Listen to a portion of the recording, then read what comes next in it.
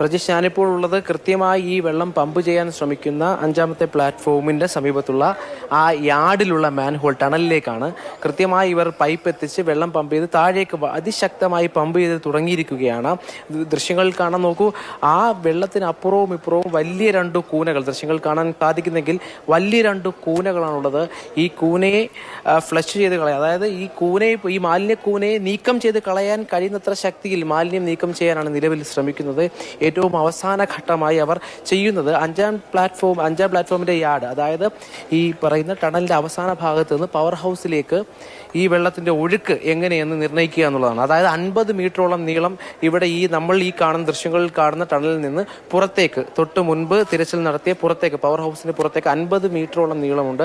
അതായത് പകുതി ഭാഗത്തേക്ക് വെള്ളം പമ്പ് ചെയ്തുകൊണ്ട് ആ പ്രദേശത്തിൻ്റെ നീരൊഴുക്ക് നിർണ്ണയിച്ച് ആ ഭാഗത്ത് ജോയി അകപ്പെട്ടിട്ടുണ്ടോ എന്ന് നോക്കാൻ ശ്രമിക്കുകയാണ്. മാലിന്യങ്ങൾ നീക്കം ചെയ്ത് നോക്കാൻ ശ്രമിക്കുകയാണ്. അതായത് ഒരു ടണലിൻ്റെ പകുതിയോളം എന്ന് നമുക്ക് പറയാം, പകുതിയോളം ഭാഗത്ത് അതിശക്തമായി വെള്ളം നിറച്ച് പുറത്തേക്ക് ഒഴുക്കി വിട്ട് ആ ഒഴുക്കിൻ്റെ ഗതി നിർണ്ണയിച്ചുകൊണ്ട് ഒരു ശ്രമം നടത്താനാണ് ഏറ്റവും അവസാനമായി അവർ ശ്രമിക്കുന്നത്. അപ്പോഴും ഈ പറയുന്ന പോലെ 1ഉം 3ഉം ടണലുകൾ, 1ഉം 3ഉം മാൻഹോളുള്ള ടണലുകൾ അത് ബാക്കി നിൽക്കുകയാണ്. അവിടെ സാധ്യമാകുന്ന തരത്തിലൊക്കെ അവർക്ക് ഇറങ്ങാൻ കഴിഞ്ഞു എന്നാണ് NDRF സംഘാംഗം നമ്മളോട് ആവർത്തിച്ചു പറഞ്ഞത്. ആദ്യം 30 മീറ്റർ അവർക്ക് നോക്കാൻ കഴിഞ്ഞു. അപ്പോഴും ഇവിടെയുള്ളവർ പറയുന്നത്, അതായത് ഈ 1 മുതൽ 5 വരെയുള്ള പ്ലാറ്റ്ഫോമിനിടയ്ക്കുള്ള ടണലിലാണ് മാൻഹോളുകളുള്ളത്. ആ മാൻഹോളുകളാണ് ഈ ഒഴുക്കിന് പലപ്പോഴും വിനയാകുന്നത്. മാലിന്യം കൂടി അടിയുമ്പോൾ അത് വലിയ പ്രതിസന്ധിയാകുമെന്നാണ് പറയുന്നത്. അതുകൊണ്ട് തന്നെ ഈ 5-നപ്പുറത്തേക്ക്, അതായത് പുറത്തേക്ക് ഒഴുകുന്ന ഭാഗത്തെ പ്രതിസന്ധി അല്ലെങ്കിൽ ആ ഭാഗത്തെ ക്ലിയർ ചെയ്യുക എന്നുള്ളത് തന്നെയാണ് ഈ പ്രവർത്തനം കൊണ്ട് ഉദ്ദേശിക്കുന്നത്. അത് ഒഴുക്ക് ശക്തമാക്കി ആ പ്രദേശത്തുള്ള ഒഴുക്ക് നീക്കം ചെയ്താൽ 50 മീറ്ററോളം, അതായത് ഏതൊരു പകുതിയോളം സ്ഥലത്ത് പ്രതിസന്ധി ഇല്ല എന്ന് നമുക്ക് ഉറപ്പിക്കാൻ കഴിയും. അതിനപ്പുറത്തേക്ക് എത്രമാത്രം സാങ്കേതികമായി പോലും അവർക്ക് പറയാൻ കഴിയുന്നില്ല, എങ്കിലും മനുഷ്യസാധ്യമായ ഇടത്തെല്ലാം പൂർണ്ണമായി ഇറങ്ങാൻ കഴിഞ്ഞു എന്നാണ് പറയുന്നത്.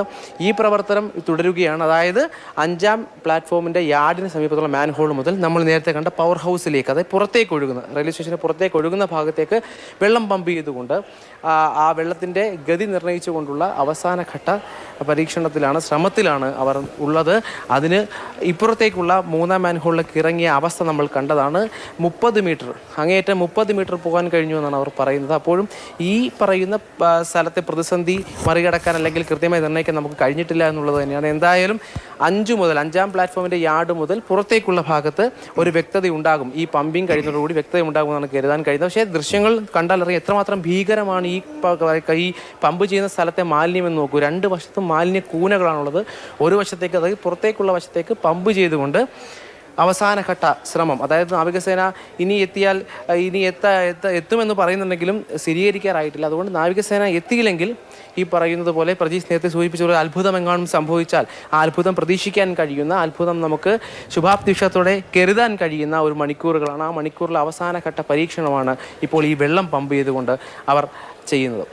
രാഹുൽ, ഈ വെള്ളം പമ്പ് ചെയ്ത് അത് ഫലം കണ്ടില്ല എങ്കിൽ നേരത്തെ ഈ വെള്ളം വറ്റിക്കാനുള്ള ചിന്തകൾ കൂടി ആലോചന ഉണ്ടായിരുന്നു. പിന്നീടുള്ള ഘട്ടങ്ങൾ എന്തായിരിക്കാമെന്നാണ് അനുമാനിക്കുന്നത്?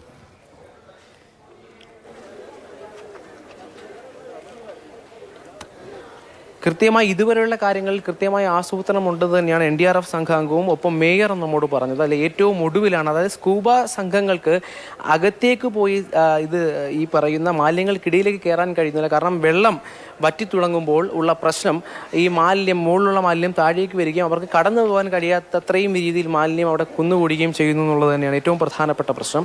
ഇവിടെ നാട്ടുകാർ ഉന്നയിച്ച മറ്റൊരു പ്രശ്നം, ഇപ്പോഴും ആ ഹൈവേയുടെ വശത്ത് നിന്ന് മാലിന്യം നിക്ഷേപിക്കുന്നുണ്ട്. 1 ടണ്ണോളം മാലിന്യം അവരുടെ കണക്കാണ്. ഈ പറയുന്നത് പോലെ വലിയ തരത്തിൽ മാലിന്യം ഇപ്പോഴും ഈ വശത്തേക്ക് ഇങ്ങനെ കുന്നുകൂടുകയാണ്. അപ്പോൾ ഈ മാലിന്യം നിക്ഷേപിക്കുന്ന ആ പ്രവണത അവസാനിക്കുന്നില്ല എന്നുള്ളത് വലിയ പ്രശ്നം സൃഷ്ടിക്കുന്നുണ്ട്. അതോടൊപ്പം തന്നെ പ്രജീഷ് സൂചിപ്പിച്ചതുപോലെ ഈ വെള്ളം ഫ്ലഷ് ചെയ്തുകൊണ്ട് ഈ പ്രദേശത്ത് പ്രതിസന്ധി ഇല്ല എന്ന് തെളിയിച്ചു കഴിഞ്ഞാൽ പിന്നീട് 2 സാധ്യതകളാണുള്ളത്. 1 മുതൽ 5 വരെയുള്ള പ്ലാറ്റ്ഫോമിനിടയ്ക്കുള്ള ടണലിലേക്ക് കുറച്ചുകൂടി സാങ്കേതിക വിദ്യ ഉപയോഗിച്ചുകൊണ്ട് ഉള്ളിലേക്ക് ഇറങ്ങി തിരയാൻ കഴിയുക. അതിനപ്പുറത്തേക്ക് മന്ത്രി സൂചിപ്പിച്ചതുപോലെ പുറത്തേക്ക്, അതായത് ഈ പറയുന്ന റെയിൽവേ സ്റ്റേഷന് പുറത്തേക്ക്, ടണലിന് പുറത്തേക്ക് തിരച്ചിൽ വ്യാപിപ്പിക്കുക എന്നുള്ളത് തന്നെയാണ്. ഒരുപക്ഷെ അത്തരത്തിൽ ഒരു സാഹചര്യം വന്നാൽ അതിന് നേതൃത്വം നൽകുക നാവികസേനയും ഇപ്പോൾ നിലവിലൂടെയുള്ള NDRF സംഘവും ഫയർഫോഴ്സും ഒക്കെ തന്നെയായിരിക്കും. എന്തായാലും നിലവിൽ ഇതാണ് ഈ പമ്പ് ചെയ്യുമ്പോൾ വ്യക്തമാകുന്നത് 50 മീറ്റർ, അതായത് 5ാം പ്ലാറ്റ്ഫോം മുതൽ പുറത്തു വരെയുള്ള സ്ഥലത്ത് ഈ പറയുന്നത് പോലെ മാലിന്യം ഫ്ലഷ് ചെയ്ത് കളയുന്ന വഴി അവിടുത്തെ പ്രതിസന്ധി ഇല്ലാതെയാക്കാൻ കഴിയുമോ എന്ന് നോക്കുകയാണ്. അവിടെ ആ ഭാഗത്ത് മാലിന്യം ഉൾപ്പെടെ ഫ്ലക്സ് ചെയ്ത് കഴിയുമ്പോൾ ആ ഭാഗത്ത് ജോയി അകപ്പെട്ടിട്ടുണ്ടോ എന്ന് അറിയാൻ കഴിയും. തൊട്ടിപ്പുറത്ത് 1 മുതൽ 5 വരെ പ്ലാറ്റ്ഫോമിനിടയ്ക്കാണ് മാൻഹോളുകൾ, വലിയ മാൻഹോളുകളുള്ളത്. ആ പ്രദേശത്തേക്ക് തിരച്ചിൽ വ്യാപിപ്പിക്കാൻ കഴിയണമെങ്കിൽ ഈ സ്ഥലത്തെ, അതായത് ഒരു പരിധിവരെ മാൻഹോളുകൾ കുറവുള്ള വെള്ളത്തിന് സുഖമായി ഒഴുകി പോകാൻ കഴിയുന്ന 5ാം പ്ലാറ്റ്ഫോമിൻ്റെ യാർഡ് മുതൽ പുറത്തേക്ക് പവർ ഹൗസ് വരെയുള്ള സ്ഥലത്തെ പ്രതിസന്ധി ഒഴിവാകണം. അവിടെ നീരൊഴുക്ക് ശക്തമാക്കിക്കൊണ്ട് ജോയി അകപ്പെട്ടിട്ടുണ്ടോ എന്നറിയണം. അതിനുവേണ്ടിയുള്ള പ്രവർത്തനമാണ് പ്രതീക്ഷ നടക്കുന്നത്. ഇപ്പോൾ എന്താണ് നിലവിലെ ഇപ്പോൾ അവിടെ രാഹുൽ കാണുന്ന കാര്യങ്ങൾ? നേരത്തെ പറഞ്ഞല്ലോ, പമ്പിംഗ് ഒക്കെ തുടങ്ങിക്കഴിഞ്ഞു. അവിടേക്ക് മാൻഹോളിലേക്ക് സ്ക്യൂബ ഡൈവേഴ്സിൻ്റെ ടീം ഇറങ്ങുന്നു. എന്താണ് പുതുതായി നമുക്ക് കണ്ടുകൊണ്ട് അവിടെ തത്സമയം കാര്യങ്ങൾ വിവരിക്കാൻ കഴിയുന്നത്?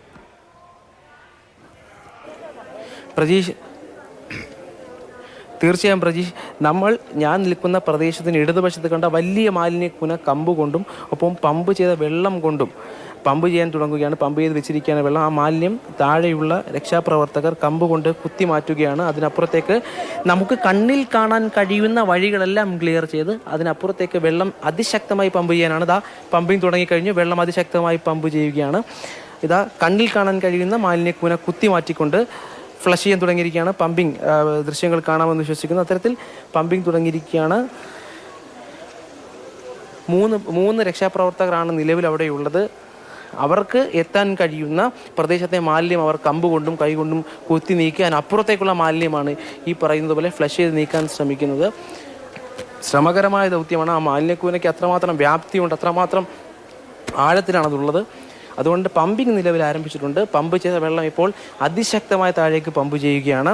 ഈ നീരൊഴുക്ക് എത്രമാത്രം ശക്തമാണെന്ന് പവർ ഹൗസ് ഭാഗത്ത് നിരീക്ഷിക്കാൻ ആളുകളുണ്ട്. അത്തരത്തിൽ ഈ നീരൊഴുക്കിൻ്റെ ഗതി നിർണ്ണയിച്ച് ഇവിടെ അകപ്പെട്ടിട്ടുണ്ടോ ഈ മാലിന്യം, ഇവിടെയുള്ള മാലിന്യം അല്ലെങ്കിൽ നീരൊഴുക്ക് എത്രമാത്രം ശക്തമാണ്, അത് സുഗമമായി പോകുന്നു എന്ന് നിരീക്ഷിച്ചുകൊണ്ട് മാത്രമായിരിക്കും അടുത്ത നടപടിയിലേക്ക് കടക്കുന്നത്. മറ്റൊരു മോട്ടോർ കൂടി കൊണ്ടുവരികയാണ് സ്ഥലത്തേക്ക്. അവർ മറ്റൊരു മോട്ടോർ കൂടി കൊണ്ടുവന്ന് അതിശക്തമായി പമ്പ് ചെയ്യാനുള്ള ശ്രമമാണ് നിലവിൽ നടത്തുന്നത്. പ്രതീക്ഷ.